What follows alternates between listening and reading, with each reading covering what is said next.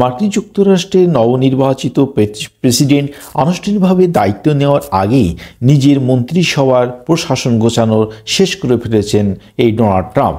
সর্বশেষ গতকাল শনিবার যুক্তরাষ্ট্রের কৃষিমন্ত্রী হিসাবে ট্রাম্প তার দীর্ঘদিনের ঘনিষ্ঠ ব্রুক রলিন্সকে মনোনয়ন দিয়েছেন। এর মধ্যে দিয়েছেন ট্রাম্প 15 সদস্যের মন্ত্রিসভার পূর্ণরূপ। ট্রাম্পের 15 সদস্যের মন্ত্রিসভায় রয়েছেন 5 জন নারী। নবীন প্রবীণের মিশেলে বৈচিত্র্যময় কর্মক্ষেত্র থেকে উঠে আসা 15 ব্যক্তিকে নিয়ে নিজের প্রশাসন সাজিয়েছেন এই আসন্ন প্রেসিডেন্ট ডোনাল্ড ট্রাম্প। যদিও তাদের সবার চূড়ান্ত নিয়োগ হতে এখনও অনুমোদন দরকার হবে প্রয়োজন সিনেটের। কে কোন মন্ত্রিসভার দায়িত্ব পেলেন সেটা নিয়ে আজকে আমাদের বিস্তারিত আলোচনা। মার্কো রুবিও, তাকে দায়িত্ব দেওয়া হয়েছে পররাষ্ট্রমন্ত্রী হিসাবে। মার্কো ফ্লোরিডা অঙ্গরাজ্যের সিনেটর।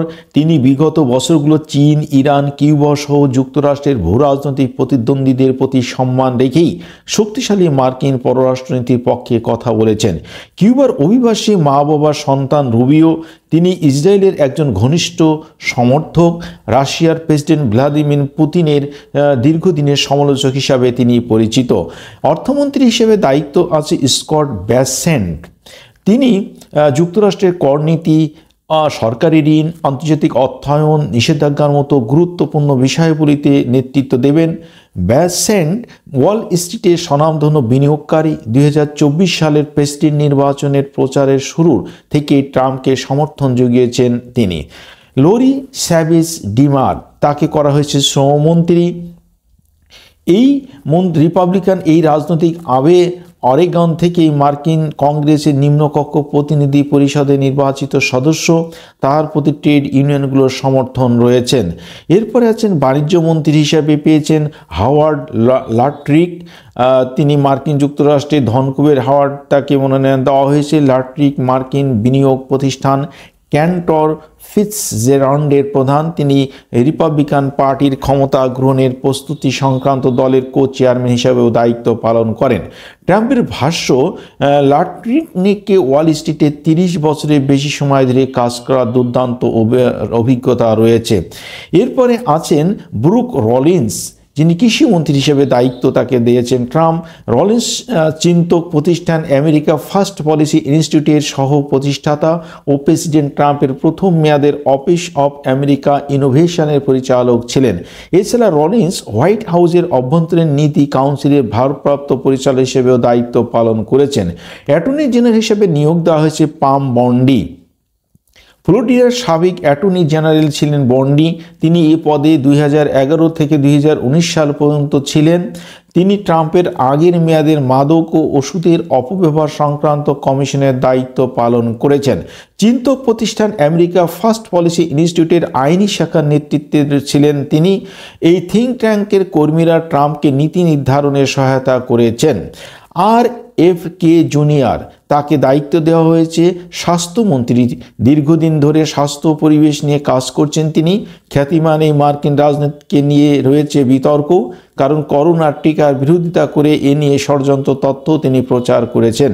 তিনি অপ্রমাণিত এই ধারণা ছড়িয়েছেন যে শৈশবের টিকা দিলে প্রতিবন্ধিত ডেকে আনতে পারে। করোনার টিকা আত্মঘাতী বলেও তিনি দাবি করেছেন। প্রতিরক্ষা মন্ত্রী হিসাবে দায়িত্ব দেওয়া হয়েছে পিট হেগসেথকে।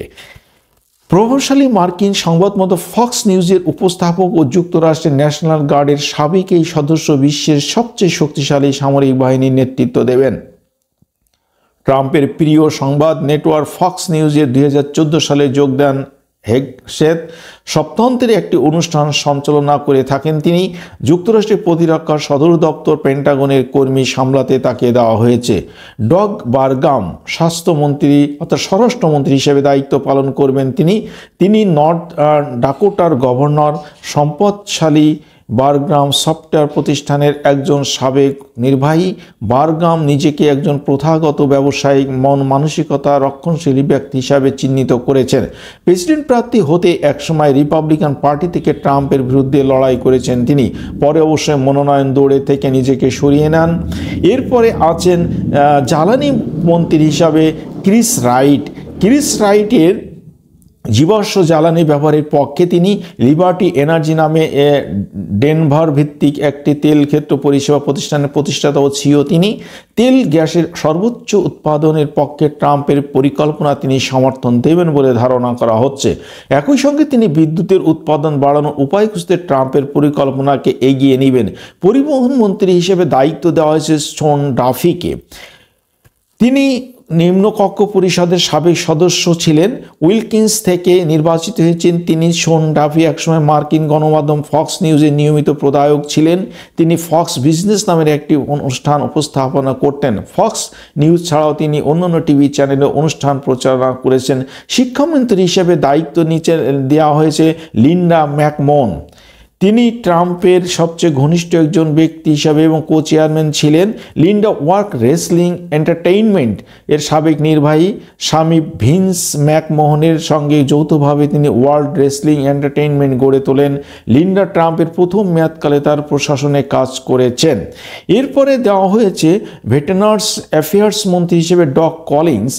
ইরাক যুদ্ধে অংশগ্রহণকারী ডগ কলিন্স প্রশাসনের একজন এই পদে দেওয়া হয়েছে। তিনি একজন আইনজীবী এবং অবসরপ্রাপ্ত রাজনৈতিক। ক্রিস্টি নোয়েম হোমল্যান্ড সিকিউরিটি বিষয়ক মন্ত্রীর দায়িত্বে দেওয়া হয়েছে। তিনি ট্রাম্পের রানিং মেট হতে পারেন বলে এবারে নির্বাচনে আগেই আলোচনা ছিল। 2022 সালে নির্বাচনে বড় জয় নিয়ে তিনি দ্বিতীয় মেয়াদ সাউথ ডাকোটা গভর্নর নির্বাচিত হয়েছিলেন। এরপরে আছে আবাসন ও উন্নয়ন বিষয়ক মন্ত্রী স্কট টার্নার। তিনি ব্যবসায়ী, রাজনীতিবিদ, সাবেক ফুটবলার। টার্নার এর আগে হোয়াইট হাউসের সুযোগ ও পুনর্জীবন কাউন্সিলের পরিচালক হিসেবে দায়িত্ব পালন করেছেন।